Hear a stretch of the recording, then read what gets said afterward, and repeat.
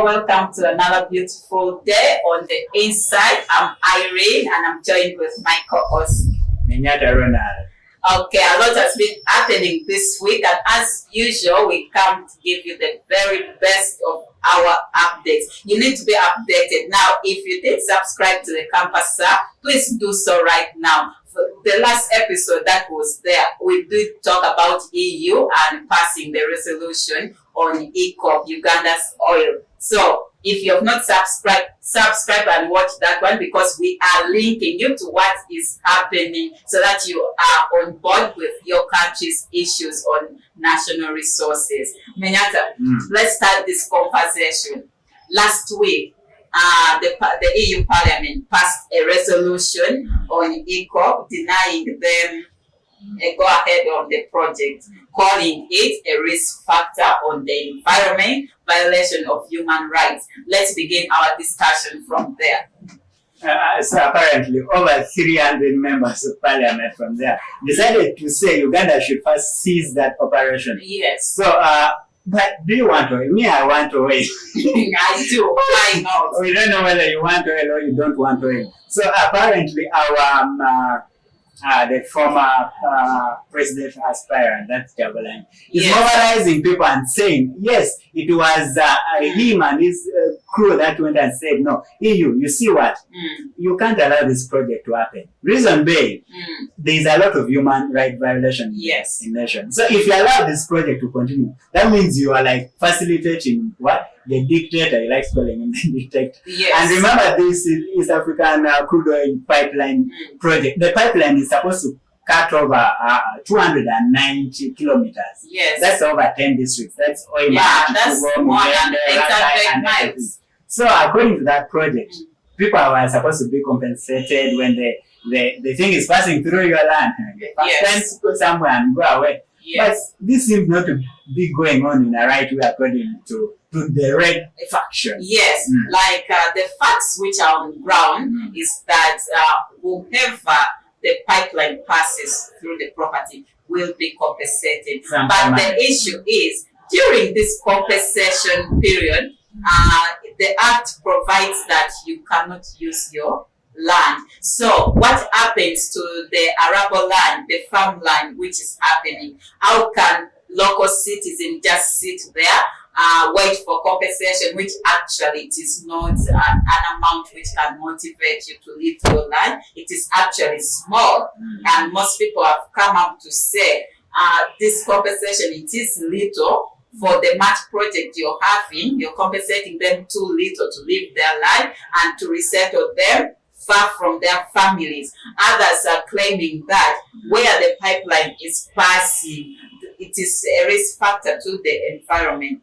Though, as much as the EU have that detail that the ECOP is a project which is a risk factor to the environment, our own environmentalists in the country have actually given the project a go-ahead. Now that is very contradictory. It is a contradictory matter, because if the people on the ground says that the project is good for the country and it is not hazardous to the environment, so why not pass it? It brings us to what the Deputy Speaker Thomas Tayeva called this in quotes, he called it neocolonialism. Last week we saw that happen. If you have not watched it, do watch the previous episode. I will not look into that, but let's come back and discuss this.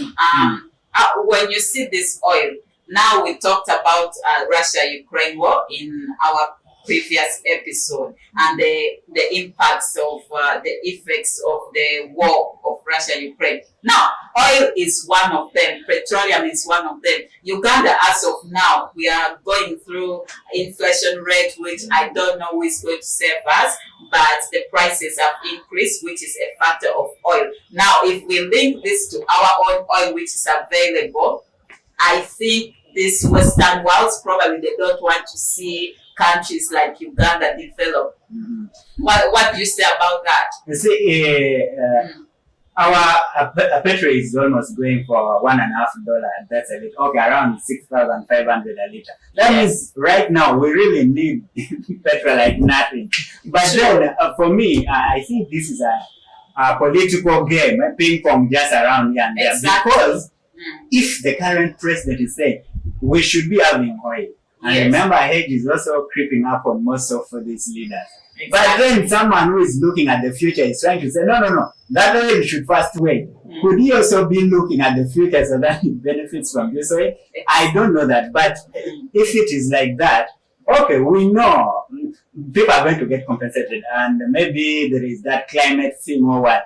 But then let's first try and save the nation for this, because really, it is our Uganda needs this project to push through. Now, this project pushing through actually will be the first and the largest pipeline. The ECOP project actually will be the first and the biggest pipeline project passing through different territories in the world. Now, many economists have come up to actually criticize the EU.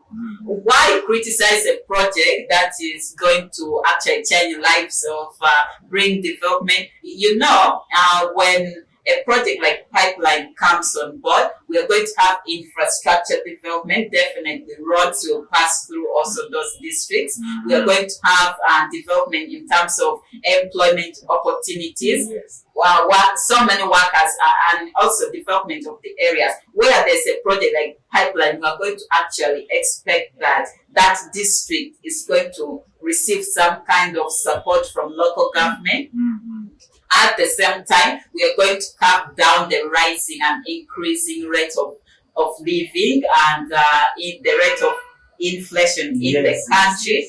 At this point, we should be weighing on which side is better, not who is right, who is wrong. Because the president may be right to say that we need oil, but also every Ugandan will ask this question. Why now? We knew that there was oil in this country, but the question is, why now? Then also, on Bobi Wine's side, we're also asking, you know that we do need this oil to solve the issues we have. So the question is, why go against what is good for your nation and say the oil be stopped? What is it there for Bobi Wine to gain? Now, you see, Bobi Wine, afterwards, he came and said, he's just trying to ensure the Western world don't much about Museveni so that they stop facilitating the dictator. But then, if it's like that, because for him, he's claiming that most of these companies which are having contracts for this oil thing, they have like